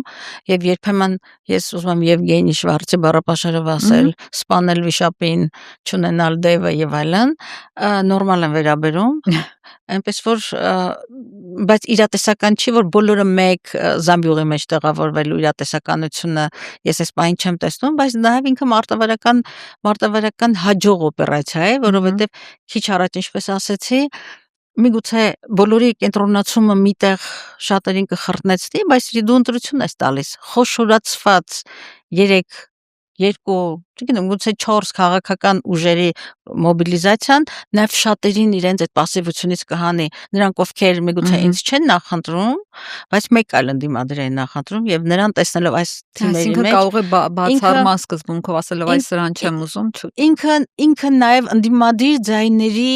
մոբիլիզացիայի խնդիր է լուծում։ Ես այո դեմ եմ, երբ որ նախորդ ընտրություններին 21 թվականի ընտրություններին 26 քաղաքական ուժ մասնակցեց եւ ահռելի փոշիացում ունեցան եւ դրա արդյունքում Նիկոլ Փաշինյանի քաղաքական թիմը համանadrական մեծամասնություն ձևավորեց, բոնուսներ եւ մեր հաշվին նկատի ունեմ ընդդիմադիր ձայների նաեւ փոշիացած ձայների։ Ես կարծում եմ այնքանով եմ համամիտ Լևոն Տեր-Պետրոսյանի հետ, որ այն քաղաքական ուժերը մի կողմ թողնելու ամբիցիաները, քաղաքական ամբիցիաները, ի վերջո ինքնագնահատականով նաև հասկանալ, որ եթե անթողիկ շեմը հաղթահարելու այսպես բավարար ռեսուրսներ չունեք, այսօր շարքային ընտրության առջև չենք դարձյալ եւ դարձյալ կրկնվեմ, այս պահին պետք է որդեգրել ուղղակի հնարավոր հաղթանակի սցենարը եւ ամբիցիաները թողնել մի կողմ եւ հասկանալ, որ միայն հնարավոր մոբիլիզացիայի ճանապարհով է հնարավոր է առաջարկել։ մոտավորապես գնալ առանձին Միջարց դրա մեջ ոչ մի վատ բան չկա եւ այն կատաղի հիստերիան որ քպան բարձրացրել թվում է թե բանի Չինաստանից ինչ որ զորամիավորումներ են հրավիրելու քաղաքական սովորական համանadrական գործընթաց է այ քպ այ երիտասարդներ էլի մինուցը հիստերիա փրփրաբերան թույլ չենք տա դուք ծիծաղալու եք սիրելի երիտասարդներ դուք ծիծաղալու եք որովհետեւ Գյումրի երկուսը կամ չգիտեմ որևէ մի օպերացիա ապօրինի գործընթաց չի սա բնական քաղաքական գործընթաց Դուք ԱՄՆ-ից գնացել վերջերս դրա հետ կապված որոշ ինֆորմացիաներ ես ունեմ մեր տեղեկություններով այնտեղ Սփյուռքում ձեր տեխնատությունն են ավելի այսպես որոշել առաջադրել Իշխան Սաղաթելյանի դեմ հանդես են եկել ասել են իրեն հանեք եւ մենք կսատարենք փող կտանք մենակ այն դեպքում երբ որ Լիլիթ Գալստյանը լինի եղել է նման բան թե չի բոլորովին ոչ այսպես ասեմ մտածածին տեղեկություններ են ես Միացյալ Նահանգներում էի Դաշնակցության 135-ի տոնակատարության շրջանակներում եւ Դաշնակցության մեջ բացարձակապես Իշխան Սաղաթելյանը մեր գերագույն մարմնի ներկայացուցիչն է եւ անուրանալի վաստակ ունի թե կուսակցության մեջ եւ թե մեր բոլոր շարժումների կուսակցության ղեկավար առաջնորդ Հայաստանի կառույցի առաջնորդը լինելու չէ դրանք ճիշտ խոսակցություններ չի եղել նրա շուրջ ինչ որ բացասական բան բացարձակապես ոչ եւ Դաշնակցությունը այն կուսակցությունն չեն ասել Լիլիթ Գալստյանը թող լինի չէ եկեք ասեմ Ջուր վստահ չեք ասում Չէ բացարձակապես ես մի բան ասեմ թող մեր հասարակությունը իմանա որ Դաշնակցությունը այն կուսակցությունն է որը ունի բացարձակ կանոնադրային սկզբունքներ դուք ներքին խոհանոցը չեք բացում երբեք չեք ասել դրա մասին չի խոսքը մենք ունենք այն ազատությունը եւ ունենք մարմինների ժողովները եւ մենք ազատ ենք մեր ժողովներում բաց քննարկումներ անել երբևէ այդպիսի քննարկում չի եղել փող տալու հետ կապված է չի եղել խոսակցություն բացարձակապես ոչ դաշնակցությունը աշխարհասփյուռ կառույց է եւ ես շատ ուրախ եմ եւ նաեւ առաջին անգամ եմ Ամերիկայից հետո կարծես թե հարցազրույց ունենում մեր ամբողջ կառույցը ունի այն գիտակցումը ես տեսեք քիչ առաջ օգտագործեցի զորաշարժ բառը որ այս Հայաստանի մարտահրավերները վաղուց ներհայաստանյան չեն այլ համահայկական են եւ եթե մենք ուզում ենք մեր համահայկական իրականության մեջ մեր ազգային պետական իրականության մեջ շրջադարձային փոփոխություններ իրականացնել, իսկ դա կարծում եմ ամեն մի հայի երազանքն է գասեցնել Հայաստանի մայրամուտը, ուրեմն մեզ համազգային զորաշարժ անհրաժեշտ եւ յուրաքանչյուր դաշնակցական անկախ նրանից կապրի Երևանում, Սյունիքում, թե չգիտեմ Մոնտեբելոյում Հայաստանի օրակարգը, ներքաղաքական օրակարգը դիտում է որպես իր օրակարգ եւ մեր կառույցը ամեն ինչ անելու է ընտրություններին, նաև շատերը Հայաստանի քաղաքացիություն ունեն, ընտրություններին առավելագույն մասնակցություն բերելու առումով, իսկ Իշխան Սաղաթելյանը մեկ անգամ եւս կրկնվեմ, որ մեր գերագույն մարմնի ներկայացուցիչն է եւ ես շատ ուրախ եմ, որ Հայաստանի ներքաղաքական օրակարգը եւ քաղաքական ուղեգիծը ամբողջ մեր կառույցի կողմից, համահայկական կառույցի կողմից անկալված է, որդեգրված է եւ եթե մենք որևէ քննադատություն ունենք, այո, մեր աշխատանքից գերագույն մարմնի աշխատանքից գոհ են եւ գիտեք իշխանի նվիրումը, իշխանը իմ փոքր եղբայրն է, այսպես ասեմ, ես տարիքով մեծ եմ, այսպես ասեմ, իշխանի նվիրումը, անմնացորդ նվիրումը չի կարելի չտեսնել եւ չգնահատել, այո, եւ այն ճաշումները, որի ներքո ամբողջ իր ողջ գերդաստանն է, գիտեք, որ շարունակ միջոցներ են փնտրումներ, քրեական գործեր եւ այլն։ Քրեական գործեր, անընդհատ ռեպրեսիվ գործիքակազմով կախել են այդ ընտանիքի շրջապատի հարազատների գլխին, բայց ես ուղղակի ոչինչ որ ինքը իմ ընկերն է բայց ես ուզում եմ ուղղակի իմ հյուրասմունքը հրապարակային ասել, ես Ընկեր իշխանի մասին։ հա, իմ սիրելի ընկերոջ իշխանի մասին, ես ակնածանքով եմ նայում այդ իր դիմադրողականությանը, իր նվիրումին, հանրարությանը եւ մեզ հաջողություն եմ մաղթում, որտեղ մեր հաջողությունը երկրի հաջողությունն է։ Հակոբ Մովսեսը վերջերս ազգային ժողովի ամբիոնից մեղադրեց ձեզ, որ Հոիդան մեր միտքը դարձրել է պաթետիկ, գինլիցի ուրաուրայի մակարդակի, այս քննադատությունը ընդունելի է ձեր համար։ Հակոբ Մովսեսը նույնիսկ մի այդպես զավեշտական, չգիտեմ, սայթակում էր թե ինչ, ասես 10-րդ դարից սկսած մեր բոլոր մեղքերի մեր դաշնակցությունը մեղավոր։ Զվարճալի էր, շատ զվարճալի էր եւ սա նոր չի, սա նոր պատմություն չի եւ նույնիսկ մենք մի երգ ունենք մեր հեղափոխական երգերի շարքում, որ դաշնակցությունն է մեղավոր։ Ինչ լինի, դաշնակցությունը մեղավոր։ Սրա մեջ նախ սկսեմ նրանից, որ Թիֆլիսում էլ ֆայտոն շուր կա։ Հա, Թիֆլիսում էլ ֆայտոն շուր կա, դաշնակցությունը մեղավ։ Նախ Հակոբ Մովսեսը չէ, Հակոբ Հակոբյանն է ազգային ժողովի ամբիոնից։ Եթե ազգային ժողովի ամբիոնում է, ինչ եմ գրոհում, ինքը այդտեղ էր իբրև ՀՌՀ-ի անդամ, իսկ ՀՌՀ-ի անդամը Հակոբ Հակոբյանն է, որի թարգմանական, չգիտեմ, փիլիսոփայական, մտավորական, հրապարակախոսական ձիրքերը եւ ժառանգությունը քննարկման առարկա չի։ Այդ օրը մենք քննարկում էինք Հակոբ Մովսեսի ոչ պատշաճ գործունեությունը, վարք ավելի շուտ չեզոքության եւ անաչառության, քաղաքական չեզոքության եւ անկախության ուրեմն խախտումները, որը արձանագրել էր նաեւ կոռուպցիայի հանձնաժողովը։ Եվ հանձնաժողովի նախագահն էլ այնտեղ ասաց, որ դուք խախտել եք սահմանադրական նորմա, այսինքն ՀՌՀ-ի անդամ Հակոբ Հակոբյանը իրավունք չունի քաղաքական դատողություններ, վերլուծություններ, գնահատականներ եւ ինքը խախտել էր այդ չեզոքությունը, դա հստակ ամրագրում էր։ Իսկ ինչ վերաբերում է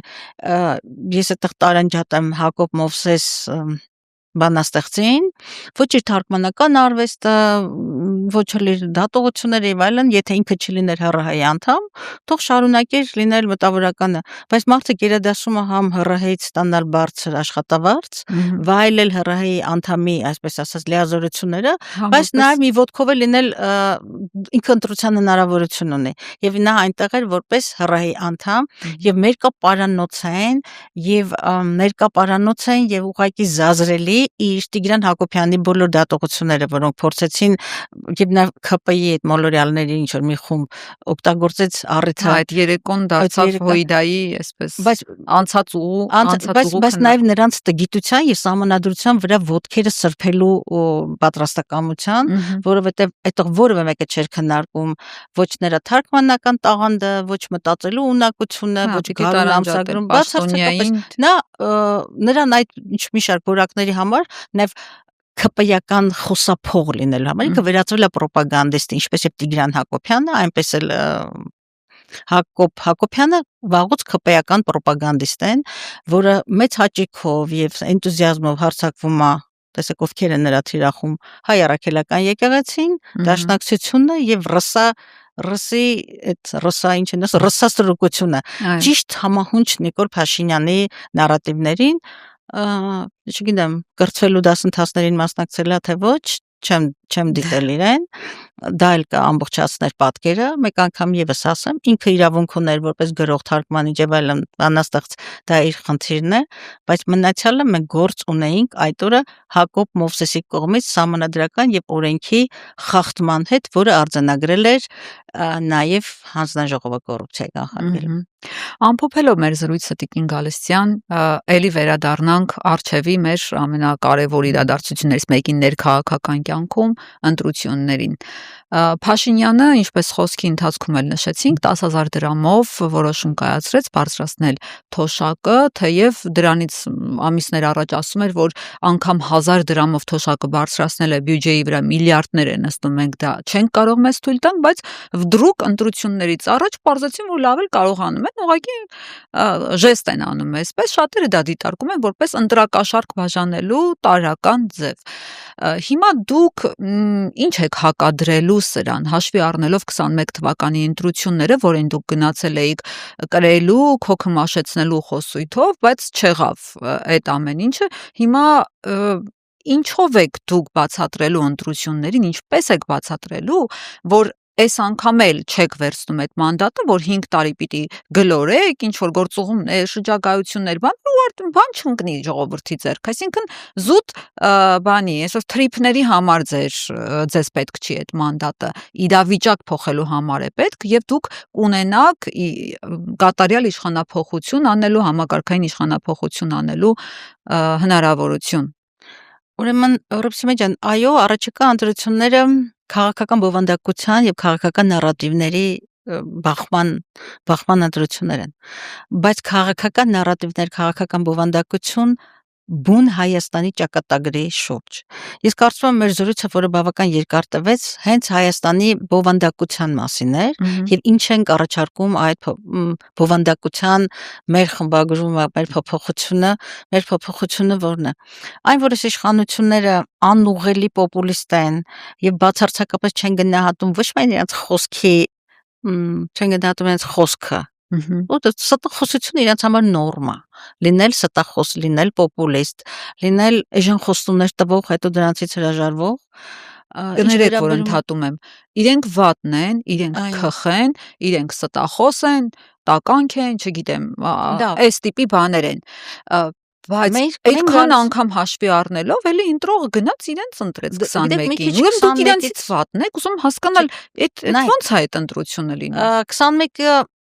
նույնիսկ 21-ը չեմ արդարացնում եւ ինձ գիտեք շատ արտաքին ճակատում շատ եմ լինում եւ ես չեմ ընդունի որ դուք դրանց trip ճամփորդություն գաստրոլներ բացարձակապես իմը գաստրոլ չի, ես ԵԱՀԿ խորհրդանական վեհաժողովի падգամավոր եմ։ Բոլորը այդպես են ասում, բայց հասարակությունը դրանց անունը դնում է գաստրոներ դրագրողների հաշվի առնելով, ես գիտեմ, որ արտաքին ճակատում դուք այո կռիվներ եք տալիս,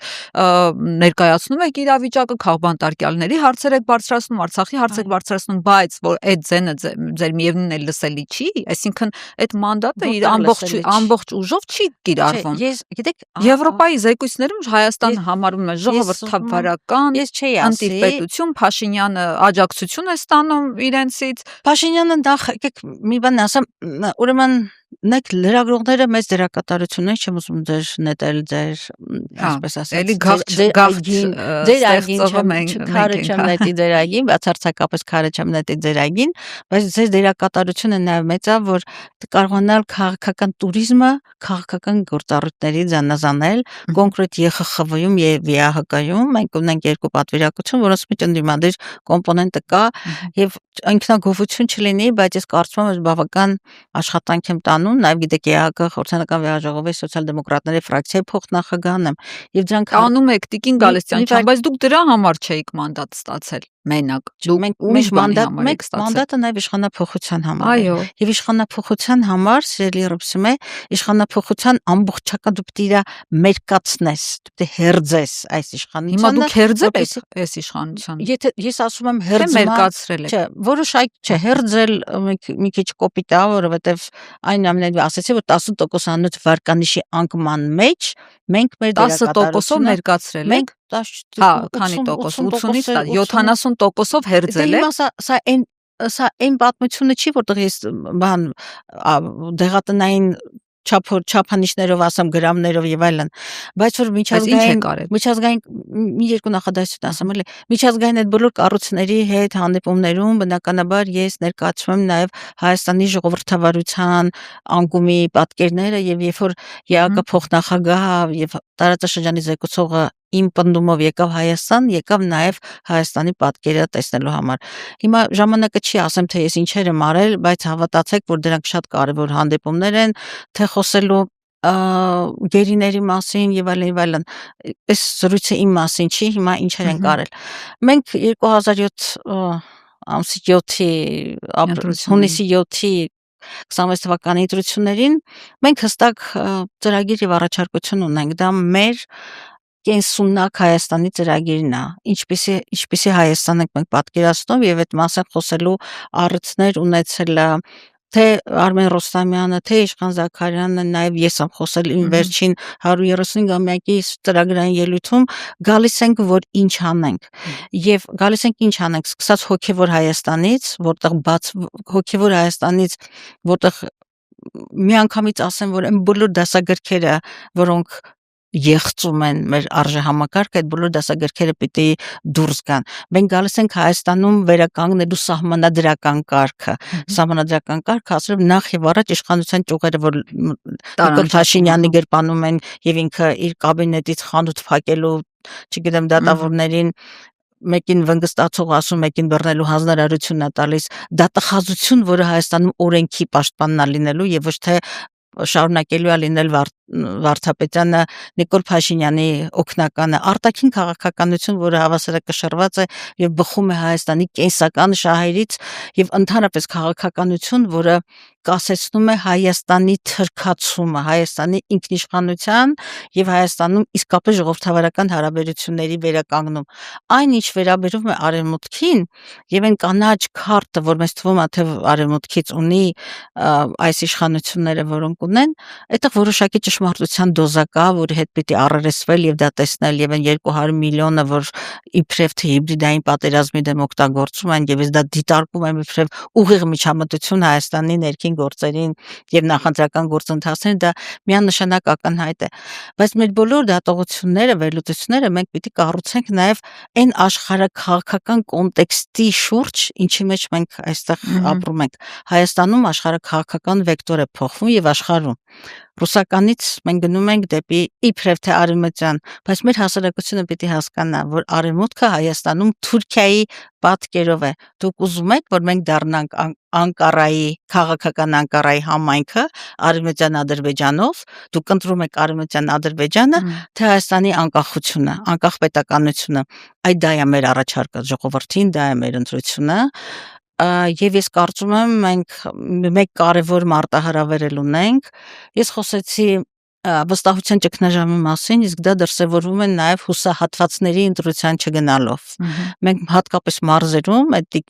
տատիկ Մարուսյա տատիկի եւ մյուսներին բացատրել ընտրության կարևորությունը, ասֆալտը հայրենիքից տարանջատելու, կարտոշկի սերմը հայ ժողովրդի պատմությունից զատելու, մեր ինքնությունը եւ Էժան Տոմսը իրարից զատելու եւ մեր կախվածությունը ամբողջական չդարձնելու։ Տեսեք, ինչ մենք խոսում ենք, մեր քթի տակ, ես չգիտեմ, հիմա Իրանում պատերազմական գործողությունները ինչ ծավալ են ստանալու եւ այդ հրթիռները միգուցե եւ դրոնները միգուցե մեր գլխավերևով են թռնում, մենք պիտի հասկանանք, թե մենք ինչ փխրուն ժամանակներում ենք ապրում, Հայաստանը աշխարհաքաղաքական եւ ներքին, եւ թույլ չտանք, որ ներքին թշնամու ձեռագիրը, որ ասպատակում է, մենք չխոսեցինք եկեղեցու մասին, բայց ամեն վարքյան սիրտս ցավում է այն թրքաբարո ասպատակությամբ արձանագրվի այդ ոլորտում, հաշվի առնելով, որ այսպես ասած այդ իրենց ուխտերթերը չտվեցին ցանկալի արդյունքը իր համար, ես հույս ունեմ, որ ամեն դեպքում այդ մասով հետ քայլ կլինի, բայց եկեք մեր զրույցը ավարտենք մի ձեր հետ կապված մի անձնական հարցով։ Վերջերս մի տեսանյութ ընկերներիցս մեկը ուղարկեց, ինձ համար շատ մեծ ցավ էր, երբ որ տեսնում եմ, որ դուք փողոցում քայլում եք ու ձեր հետևից ինչ որ մեկը համացանց էր նետել այդ տեսանյութը, ինչ բառամթերքով էր դիմում ձեզ, ինչ բառապաշարով էր դիմում ու դա նետել էր համացանց, Սիրուշոյի անուն էր տալիս, Քոչարյանի, չգիտեմ, ինչ որ պիղծ, վիժված այս խոսույթով մոտավորապես հաճախ եք դուք նման ասպատակությունների ենթարկվում փողոցում քայլելիս։ Անկեղծ ասած առաջին անգամ էր, բացարձակապես առաջին անգամ։ Ես շատ եմ փողոցում քայլում, ընդհանրապես գիտեք, կենտրոնում եմ ապրում եւ գրեթե ես չունեմ մեքենա։ Իմ նախընտրությունն է թիկնապահ, որ երկուսը կարող եմ ունենալ բնականաբար, բայց ցանկություն չունեմ, դրա կարիքը չկա։ Նույնիսկ իմ ընկերներն ասում են, չէ, թիկնապահ եւ այլն։ Այդ հետապնդում է, բառը բնի մասով նա ինձ հետապնդում էր եւ նույնիսկ ինձ ասացին, որ սա փաստաբաններ եւ այլն ասացին, միգուցե ընթացք տանք, որովհետեւ ես սա դիտում եմ որպես ուղղորդված հետապնդում, Եվ հետո իմացա նա ով է, որտեվ հետո իմացա, որ ԿՊ-ական պրոպագանդիստներից է։ Իսկ հատուկ սպասել էր ձեզ այդ հատվածում, մենք բոլորս այդպես ենք կարծում, որ ինքը պատահական չէր հանդիպել։ Չէ, դա պատահականություն չէր, դա սադրանք էր եւ մտածում եմ, որ ինքը պիտի հույս ուներ, որ ես պիտի իրան պատասխանեմ եւ ինքը ավելի նյութը ծավալ էր։ Չգիտեմ, խորհուրդ տվեցի նաև բան անել, դիմել դիմել իրավապահներին։ իրավապահներին, բայց այս իրականության մեջ իրավապահներ եւ այլն low profile արհամարում եմ այդպեսի ոչիլներին, որտեղ դա մարդկային դաստիարակության հետ 0 կապ ուներ եւ ես չի ուղղակի երևի դրթում էր, որ ես ինչ-որ մի գործողություններ անեմ եւ հետո մտնեմ երկխոսության մեջ, ինչը չհաջողվեց։ դե ես չէի շրիշակի մակարդակին չէի իջնի, բայց դա բնականաբար դա դիտավորությամբ կազմակերպած քայլ էր։ Հիմա հաշվի առնելով, որ արխիվային ընտրություններին ավելի հաճախակի կարող են դառնալ նման սադրանքները, ուզում եի հասկանալ, դա դոմինանտ է, այսինքն դուք փողոցում քայլելիս այլ դրական արձագանքներ եք ենթադրում եմ։ Միանշանակ ես նորից կրկնվեմ, ես գրեթե քայլում եմ, որտեղ տունս շատ կենտրոնում է եւ հավատացեք, որ դրական վերաբերմունքը, մարդկային վերաբերմունքը շատ դոմինանտ է եւ գրեթե յուրաքանչյուր երրորդը ես հայացքից եմ նաեւ զգում, շատերը չեն կանգնեցնում, բայց դու հայացքի դրական էներգիայից, աջակցող բան է, դրական վայբերից դու դա հասկանում ես, բայց ինչ շատ հաճախ կանգնեցնում եմ եւ ասում եմ եւ ուղղակի ասում են երբ ենք ազատվելու այս մղձավանջից եւ այդ հարցը շատ կա, պատասխանում եք ինչ։ Ես պատասխանում եմ, որ այո, ես նախ ուրախ եմ, որ այդ տեսակետը, ես ասում եմ պատրաստվում ենք, գտնում ենք համոզված հունիսի 7-ին եւ ես շատ բաց մարդ եմ, հեռախոսիս համարը բոլորը գիտեն, իմ Facebook-յան էջը երբեք չի փակվում, ես եմ վարում եւ ես կարծում եմ չունեմ թշնամիներ, այդ միջադեպը որ կար, դա ինչ որ ողորմելի անդաստիրակ մի ողորմելի այտենց դոգաբարում եկնալի չանդրադարձա, թե կարող է նաև համապատասխան մարմինների դեպել, բայց էական չի, չարժևորեցի դրան, ժամանակներն են այդպիսին, իսկապես ժամանակները այդպիսին են եւ ամսի 7-ը նաև դրա մասին է։ Դրա մասին է հատակից հանել, բարձրացնել մեր ժողովրդին եւ սա նաև արժեքային հեղափոխություն եմ ես դիտում, որովհետեւ այն արժեքները կամ արժեքների այն խեղումը, ինչի մեջ մենք ապրում ենք, ցավով եմ ասում, հայրենիքի եւ ասֆալտի։ Սա անընդունելի է եւ ես թեև դուք ինչ որ trip անունը տվեցիք, շատ եմ միջազգային հարթակներում շատ եմ լինում եւ այդ շատ անելիք ունեմ, հավատացեք այդտեղ, ես չեմ ուզում որ ես նվաստացած անարժանապատիվ արդարացողի, խնդրողի դերում լինեմ եւ ամեն վարքյան ես քնում եմ պատասխանատվությամբ կամ չեմ քնում Բաքվում մեր գերիների, մեր ուղղակի ցավերս մի քանիսն են, մեկ ամեն վարքյան մեր սահմանադրության վրա սրանց կողմից ոտքերը սրբելը եւ Բաքվում դատավարությունները միշտ եմ ասում դատում են Հայաստանին եւ յուրաքանչյուր հայաստանցու։ Այո։ Եվ ամսի 7-ը այս ամենը մերժելու մասին է, արժանապատվության մասին է եւ ես համոզված եմ, որ մենք ներուժ ունենք Հայաստանը փրկելու կարողություններ ունենք եւ ամենակարևորը, գիտեք, անհատների մակարդակում, թե քաղաքական ուժերի նաեւ հրաշալի անհատներ ունենք, որոնք այսպես մեկուսացել են իրենց մեջ։ Մենք ռեսուրս ունենք, ներուժ ունենք եւ ամենակարևորը կարողանանք բացել մեր դռները նաեւ Սփյուռքի առջև, ելի Ամերիկայի հետ մտածումներն են, շատերի սիրտը ցավում է Հայաստանի համար եւ մենք ունենք կարող հայրենիքը հոսպիտալ մենակ $100 ուղարկելու արդեն մեր հայաստանյան չի։ Սա համահայկական օրակարգ է եւ այնպեսի կարողներ ունենք, պիտի նրանց ներգրավել Հայաստանի վերածնունդին, գործընթացներին եւ կարողանանք ուղղել մեր մեջքը։ Ես հավատում եմ դրան։ Շնորհակալ եմ այսօրվա զրույցի համար, սիրելի հետևորդներ, Տիկին Գալստյանը իմ հյուրը Սարդարապատ անունը տվեց ընտրություններին, վստահ եմ, որ գալու է դագաղները մերժելու ժամանակը, սևը իրապես սպիտակից զատելու ժամանակը եւ մեր ժողովուրդը ճիշտ եւ ազնիվ ընտրություն է կատարելու եւ դուրս ենք գալու այս վիճակից վստահաբար։ Շնորհակալ եմ, որ դիտում եք, մենք կհանդիպենք մյուս շաբաթ, դուք բաժանորդագրվեք մեր ալիքին եւ Patreon-ին։ Շնորհակալություն, ցտեսություն։